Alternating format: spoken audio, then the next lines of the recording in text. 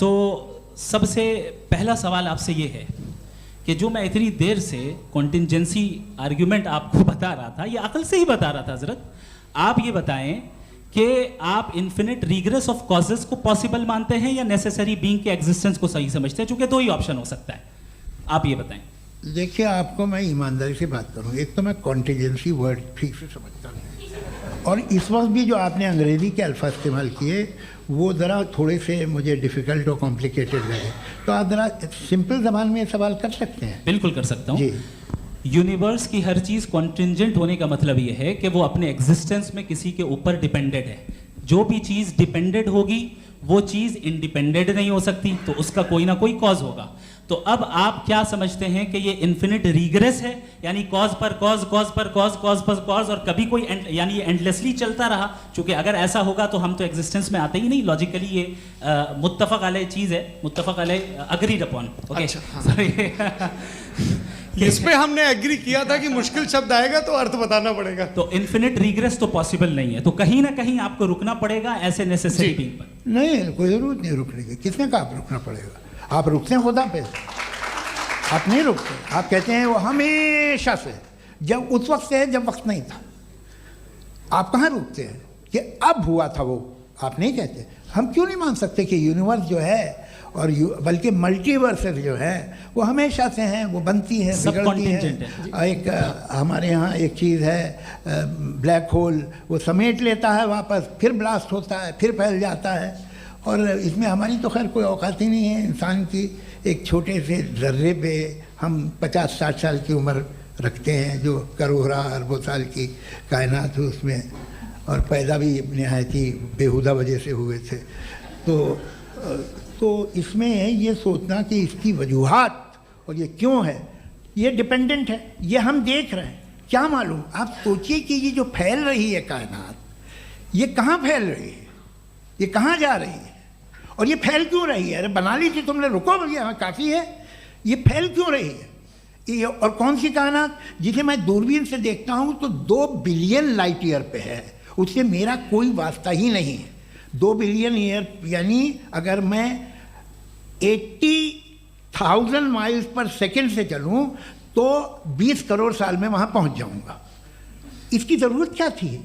ये दुनिया, ये कायनात तो इंसान अशरफुल मखलूक़ात के लिए बनाई गई ना। तो ये सब ये टर्म समझ में नहीं आया। इसमें कोई ख़ास समझने वाली बात थी भी नहीं।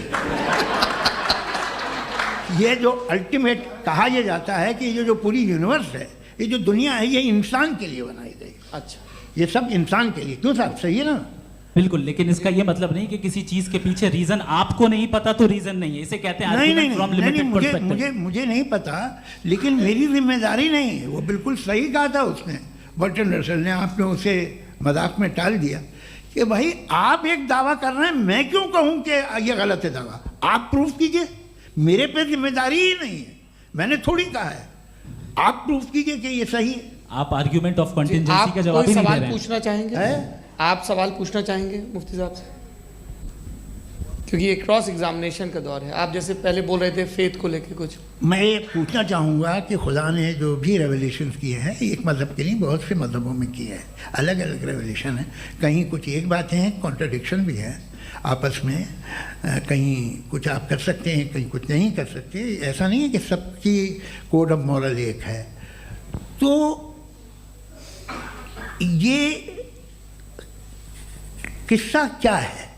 अब आप ये देखिए कि मुझे कभी कभी लगता है कि जो फुटबॉल फाइनल होता है, लाखों लोग होते हैं, फिर वो टीवी कवर कर करोड़ों लोग, अगर उसमें खुदा की एक बूमिंग आवाज़ आ जाती, मैं गॉड हूँ, तो सारे लोग अभी सुन लेते और टीवी पे भी सुन लेते, किस्सा ख़त्म होता। ये इतनी राजदारी क्या है कि तुम सामने कुछ तो सबूत दे दो हमें सॉलिड। ये कह रहे साहब ये यूनिवर्स कैसे बनी, इससे मसला क्या हल होगा?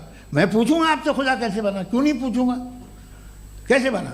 बल्कि वो तो कायनात से कहीं ज़्यादा इंटेलिजेंट है, कायनात से कहीं ज़्यादा कॉम्प्लेक्स। जी वो हमेशा से है, आप कहेंगे मैं मान लूँगा।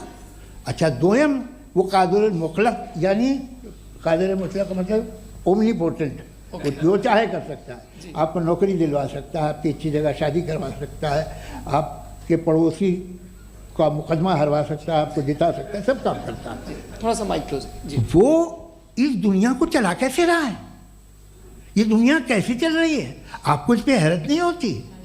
या क़यामत के बाद कभी एक जस्टिस होगा, जब ये बच्चा मर चुका होगा जिसकी धज्जियाँ उड़ गई बम से, इसको इंसाफ मिलेगा तब?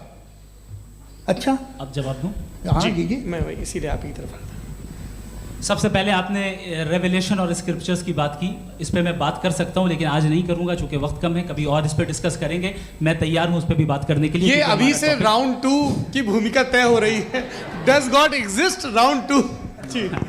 चूंकि आज गॉड के एग्जिस्टेंस पे बात है तो मैं उसी के रिलेटेड जो है आपके सवालात को एंटरटेन भी करूंगा और मैं भी पूछूंगा। आपने कहा कि आपने साबित ही नहीं किया, जबकि आर्ग्यूमेंट ऑफ कॉन्टिजेंसी बुनियादी आर्ग्यूमेंट है। आप मुझे कॉन्टिजेंसी का मतलब बताइए, आपका मतलब क्या है कॉन्टिजेंसी? कॉन्टिजेंसी का मतलब ये हुआ कि हर वो वजूद जो किसी भी चीज़ का पाबंद है, हर वो वजूद या हर वो चीज़ जो अपने एग्जिस्टेंस में किसी भी चीज़ के पाबंद है और उससे बाउंड है, उसको उसकी ज़रूरत है, उस पर डिपेंड करती है, तो जाहिर सी बात है कि उसका कोई ना कोई कॉज होता है। ये तो अक्ल की बात है। ये आप रीजनिंग की बात करते हैं, मैं वही कर रहा हूं। दूसरी चीज आपने ये बात कही कि इतने बिलियन लाइट ईयर्स दूर है, उसका मेरा क्या लेना देना। फिर मेरे ख्याल से आपको ये नहीं कहना चाहिए I think therefore I am an atheist. आपको सोचना चाहिए, सिर्फ आप एक लिमिटेड दायरे में रहकर नहीं सोचें बल्कि बाहर निकलकर सोचें। आपने तीसरा सवाल किया, आपने 2-3 सवाल एक साथ। ऐसी बातें ना कीजिए, कुछ लोगों को इतराज हो जाएगा आप पे कि आप कुछ भी सोचिए। ये इजाज़त आपको है नहीं, मुझे है।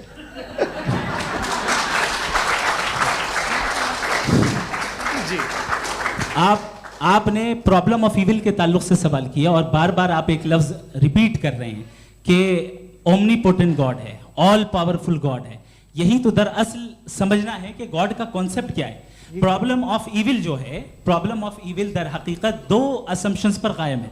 अगर आप इन 2 असम्पशंस को समझ जाएं तो ये प्रॉब्लम नहीं रहेगी, आर्ग्यूमेंट आपको समझ में आ जाएगी कि ये कोलैप्स कर जाता है। पॉइंट नंबर 1, यानी जो आपका सबसे पहला फॉल्स असम्पशन है कि गॉड मर्सीफुल है, ओमनीपोटेंट है, दुनिया में जुल्म हो रहा है। लेकिन आपको ये समझना चाहिए कि हमारे वर्ल्ड व्यू के मुताबिक गॉड सिर्फ ओमनीपोटेंट और सिर्फ मर्सीफुल नहीं है, बल्कि वो ऑल वाइज भी है और वो ऑल नोइंग भी है। उसके हर काम के पीछे हिकमत और विजडम है। ये कोई जरूरी नहीं है कि वो हिकमत और विजडम आपको समझ में आए या मुझे समझ में आए। अगर आप जो समझ रहे हैं उसके मुताबिक आप फैसला कर रहे हैं, ये लिमिटेड पर्सपेक्टिव से आर्ग्यूमेंट है। और इस चीज को हम अपनी दुनिया में, अपने लाइफ में, डेली लाइफ में इस प्रिंसिपल को एक्सेप्ट करते हैं। हम जब किसी डॉक्टर के पास जाते हैं, डॉक्टर के पास जाकर वो अगर उसने हमें कोई दवाई दी है तो हम ये तो नहीं कहते कि जब तक आपके पास जितना नॉलेज और जितना विजडम नहीं है, आपने क्यों ये दवाई दी है, तब तक हम इस चीज को एक्सेप्ट नहीं करेंगे। नहीं कहते, हम उसकी अथॉरिटी को तस्लीम करते हैं। क्यों? क्योंकि उसकी हम जानते हैं कि वो नॉलेजेबल है, वो विजडम वाला है, हमसे ज्यादा नॉलेज और हमसे ज्यादा विजडम है। बताएं सर। मैंने डॉक्टर में और खुदा में बड़ा डिफरेंस है। डॉक्टर पढ़ा लिखा होता है एक, तो मैं उसकी बात सुनूंगा। 2M ये नहीं, कुछ जवाब तो ये भी नहीं है सर। प्लीज आप अगर सब ऑडियंस से बोलने लगेंगे तो फिर मतलब नहीं सिविलाइज्ड बहस का। मतलब आप ये कहें कि चूंकि आप डॉक्टर पे बिलीव करते हैं इसलिए खुदा पे बिलीव किए, क्या ये मिसाल आपको समझाने के लिए आर्गुमेंट है, इस पे आपको एतराज नहीं है। तो सिंपल बात ये है कि मैं अगर ये यकीन कर लूँ कि एक ओमनीपोटेंट, उसकी मसलहत है, ये जो बच्चे मर रहे हैं ये मसलहत है उसकी, मुझे नहीं चाहिए थी मसलहत। उसकी मसलहत नहीं, यही तो समझना है, मतलब एक्सपीरियंस। अच्छा, इस आपने अभी मेरी बात पूरी सुनी नहीं। मैंने कहा आपका पूरा आर्ग्यूमेंट 2 फॉल्स असम्पशंस पर है। एक फॉल्स असम्पशन मैंने बता दिया, दूसरा फॉल्स असम्पशन ये है कि इस दुनिया में इविल के होने का कोई गुड रीजन नहीं है, जबकि हमारे पास बाज रीजंस मौजूद हैं, हमारे पास बाज वजूहात मौजूद हैं। अगर इस दुनिया में इविल ना हो तो आप गुड को डिफाइन कैसे करेंगे? अगर जुल्म ना हो आप इंसाफ को समझेंगे कैसे? अगर तारीकी ना हो तो आप लाइट को समझेंगे कैसे? बहुत अच्छे। अभी और सुन लें, अभी और बाकी है। ये तो बात बहुत पसंद आई साहब मुझे कि जब तक रेप ना हो तब तक औरतों की इज्जत का ख्याल आपने मेरा जवाब पूरा सुना ही नहीं। जब तक के बच्चों का कत्ल ना किया जाए तब तक आपको बच्चों की मासूमियत की इज्जत। आपने पूरा जवाब सुना ही नहीं। क्या बात है, क्या आपने नुक्ता निकाला? आपने पूरा जवाब सुना ही नहीं। आप सुन लें, मेरी बात सुन लें। ये मैंने आपको एक चीज बताई। दूसरी चीज, इस दुनिया में हम आए हैं टेस्ट के लिए, हमारा टेस्ट हो रहा है और हर इंसान का अलग अलग अंदाज में टेस्ट होता है। और इस दुनिया में अगर इविल मौजूद है तो वो इविल जरिया है हमारे अंदर ह्यूमन नोबल क्वालिटीज को डेवलप करने का और अलग अलग फील्ड में प्रोग्रेस करने का। और अगर हमारे अंदर और इस दुनिया में इविल नहीं होता तो बताइए टेस्ट का मतलब क्या होता? अगर मैं अपने स्टूडेंट को एमसीक्यूज दूं और उसमें सिर्फ राइट आंसर लिख कर दे दूं और कहूं तुम्हारा टेस्ट हो गया, ये मीनिंगलेस है। इस दुनिया में अगर हम टेस्ट के लिए आए हैं तो जाहिर है गुड एंड इविल दोनों मौजूद है। तो अगर गुड एंड इविल दोनों मौजूद है तो ये इविल भी खुदा का बनाया हुआ है? जी हाँ, खुदा का बनाया हुआ है। लेकिन अच्छा, चलो अच्छी बात। जी बिल्कुल, तो बिल्कुल खुदा ने बनाया। अभी तो ये है कि जो मेजॉरिटी है दुनिया में वो इविल है, तो ये खुदा एक्चुअली इविल के साइड पे लग रहा है मुझे। बिल्कुल भी नहीं, मैं बताता हूं। मेजॉरिटी में तो वो है। क्या बात कर रहे हैं भाई आप? मैं बहुत कोई भी जो मुंसिफ होगा, चाहे आपका अपना घर हो जिसके आप सबसे बड़े हैं, चाहे आपकी ऑर्गेनाइजेशन हो जो आप चलाते हैं, वहाँ पर आप इविल रखेंगे साबित करने को कि बाकी लोग शरीफ हैं? मेरी बात सुनिए। क्या ये आर्ग्यूमेंट ही गलत है? अगर कि जब तक के कोई इविल नहीं होगा तब तक के शरीफ आदमी शरीफ नहीं लगेगा। अगर एग्जामिनर गलत ऑप्शन दे रहा है तो एग्जामिनर इविल नहीं हो गया, जो गलत ऑप्शन को सेलेक्ट कर रहा है वो फेल होगा। क्रिएटर ने इविल को बनाया है लेकिन वो इविल नहीं है। अच्छा सुनिए मेरी बात, हाँ। Let me complete sir. जी जी। क्रिएटर ने इविल को बनाया है टेस्ट के लिए, वो इविल नहीं है। इविल वो होगा जो उसे इख्तियार करेगा। छुरी को बनाने वाला गलत नहीं होता है, छुरी का गलत इस्तेमाल करने वाला गलत होता है।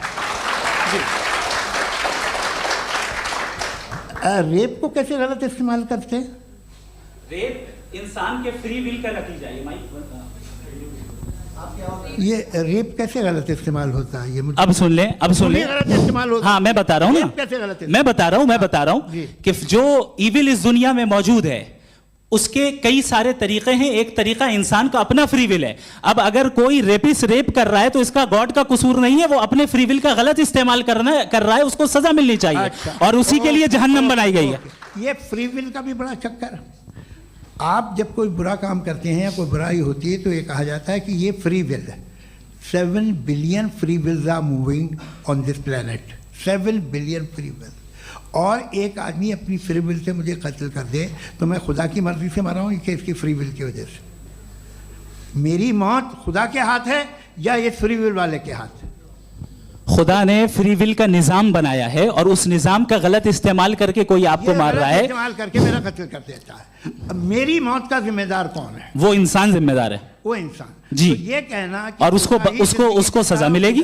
तो अब आप आगे चलिए कि ये तय करना कि अल्लाह ही या अल्लाह ने खुदा ही जिंदगी देता है, खुदा ही मौत देता है, ये गलत है। बिल्कुल गलत नहीं है। हाँ, नहीं, निजाम उसी ने बनाया फ्री विल का। निजाम मौत और हयात का उसी ने बनाया। You are contradicting yourself. अभी आपने कहा कि एक आदमी ने फ्री विल से आपको मार दिया, इसमें उसे फ्री विल दी गई थी, उसने गलत इस्तेमाल किया। 7 billion free wills are moving on this planet और आप चाह रहे हैं कि मैं सिर्फ खुदा का ध्यान करूं। ये 7 बिलियन फ्री विल्स को मुझे लुक आफ्टर करना पड़ेगा कि नहीं? ये तो तबाहियां कर रही हैं और तबाहियां ज़्यादा हो रही हैं। बिल्कुल। तो अगर आप बताएं अगर खुदा नहीं है फॉर एग्जाम्पल, तो आप इविल को कैसे डिसाइड करेंगे? यानी how can you define evil objectively without God? देखिए, दुनिया में 2 तरह के जानवर हैं। एक जो अकेले रहते हैं जंगल में और एक जो ग्रुप्स में रहते हैं। ग्रुप में जो भी रहेगा, चाहे वो आपका फाउंडेशन हो, चाहे कोई क्लब हो, चाहे कोई पॉलिटिकल पार्टी हो, चाहे कोई यूनिट हो, उसमें आपको इंटरैक्ट करने के रूल बनाने पड़ेंगे। यानी लोग तय करेंगे।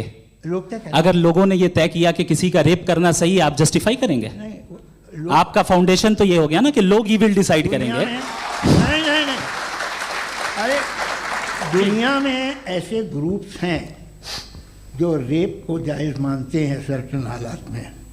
मैं डिटेल में नहीं जानूंगा, आप भी जानते हैं। ये जो आईसिस वाले थे जिन्होंने क्या किया था, तो उन्होंने क्या किया उसका खुदा से कोई ताल्लुक नहीं है सर। मैंने सिंपल सवाल किया कि इविल को आप डिफाइन करते कैसे हैं? आइए वापस आइए जी। आप साथ में तभी रह सकते हैं जब कुछ आप ऐसे उसूल डेवलप करें जिसमें हर एक का बेसिक तहफ़्फ़ुज़, हर एक का बेसिक राइट हो और हर एक को कोई आराम मिले। यही तरीक़ा है किसी भी ऑर्गेनाइजेशन जिसमें एक से ज़्यादा लोग हैं।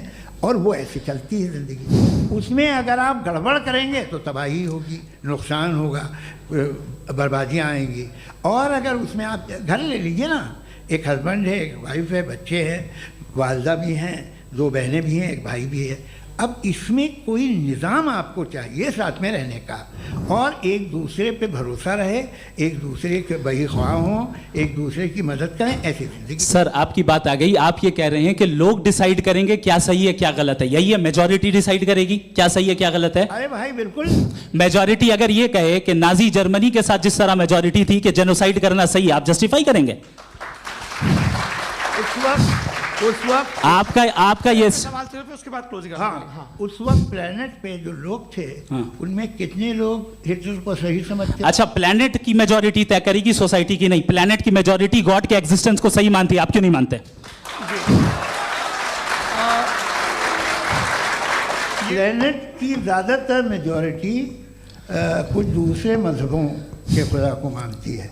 आप उन्हें क्यों नहीं? आप तो मेजॉरिटी की बात कर रहे हैं। अच्छा, ये क्लोजिंग आप ये कह रहे हैं इविल और गुड को डिसाइड मेजॉरिटी करेगी, मेजॉरिटी जो कर दे वो सही हो जाएगा। क्लोजिंग इसको जैसा आप ही लोगों ने तय किया है उसी फॉर्मेट को फॉलो कर लेते हैं। हाँ भाई, मैंने तो भले लोगों पे एतबार किया और तब मॉडरेशन तय किया। जी, आपके पास 5 मिनट का वक्त है, क्लोजिंग आर्ग्यूमेंट है, उसके बाद हम ऑडियंस से क्वेश्चन आंसर लेंगे जावेद साहब के क्लोजिंग आर्ग्यूमेंट के बाद। ओके, बहुत शुक्रिया जी। हमारा जो टॉपिक है डज गॉड एग्जिस्ट, मैं इस पे इतने एकेडमिक तैयारी करके आया था, मुझे था कि मैंने सोचा था कि कई सारे मैं आर्ग्यूमेंट्स दूंगा, लेकिन वक्त की भी किल्लत और जावेद साहब बार बार इधर उधर चले जा रहे थे तो उसको भी थोड़ा एंटरटेन करना पड़ गया। डज गॉड एग्जिस्ट पे मैं एक ही आर्ग्यूमेंट दे पाया, आर्ग्यूमेंट्स बहुत हैं और डेफिनेटिव आर्ग्यूमेंट्स हैं, और मेरे आर्ग्यूमेंट को किसी एक राउंड में भी इन्होंने एंटरटेन नहीं किया और रेफ्यूट नहीं किया, एक राउंड में भी नहीं, एक राउंड में भी नहीं, और ना ही अभी आपका क्लोजिंग आर्गुमेंट आएगा, नहीं वो बता देना। Argument of contingency sir. अरे मैं आपसे कई बार कह चुका हूं कंटीजेंसी का मतलब अब मैं कैसे समझाऊं आपको? आपस में हाँ, आप और कितने आसानी से समझाऊं मैं, मुझे तो नहीं समझ में आ रहा है। आप अपनी आर्ग्यूमेंट ऑफ कंटीजेंसी उर्दू में बोल सकते हैं। हाँ, आप अपनी बात पूरी कर लें जी, आखिरी 4 मिनट। दूसरी चीज, just a minute please ma'am, can I talk?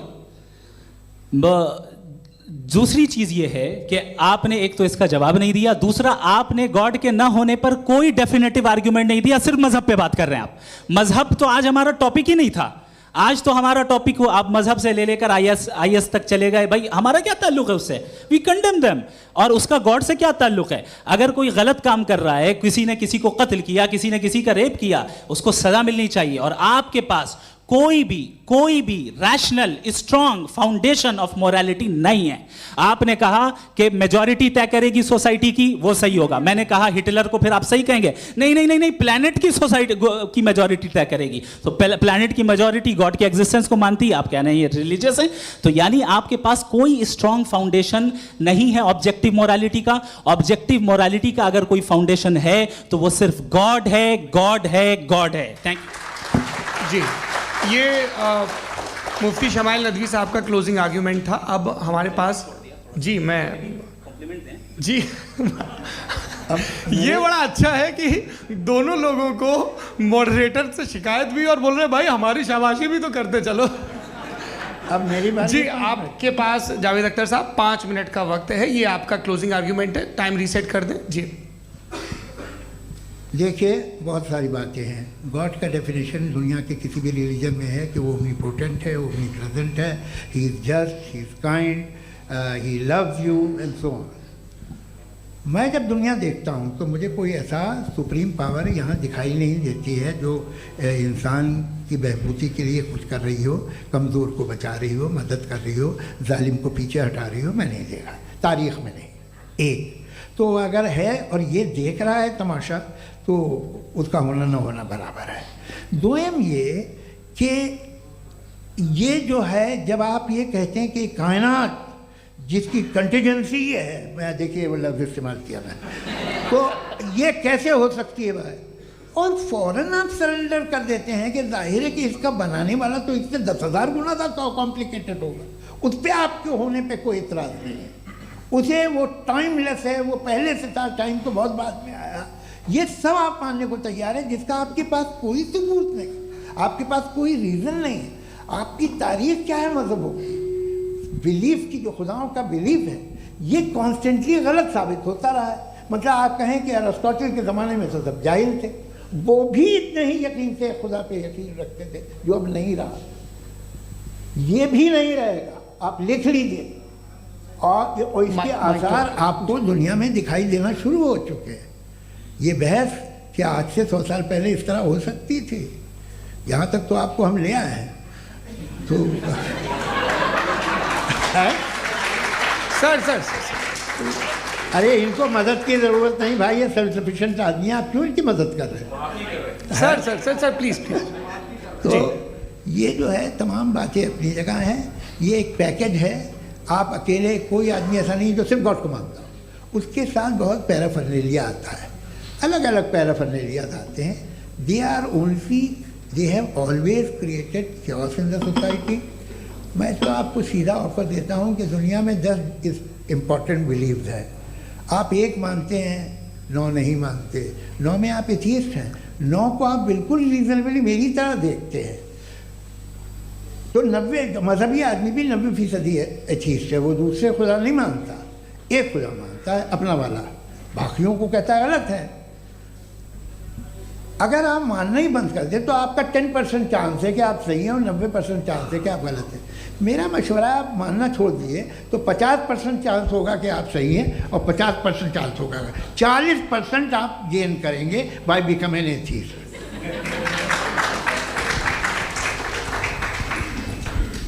ये एक फरसूदा ख्याल है, ये ख़त्म हो रहा है। हो सकता है मेरी ज़िंदगी में ना हो, लेकिन ये हो जाएगा। जो बातें ये इनको आप मेटाफिज़िकल ये वो ऐसे रिस्पेक्टेबल टर्म दे दिए, ये तो उन लोग के हैं जिन्हें ना फिज़िक्स मालूम थी ना मेटा मालूम था, ये उन्होंने आपको दिए हैं।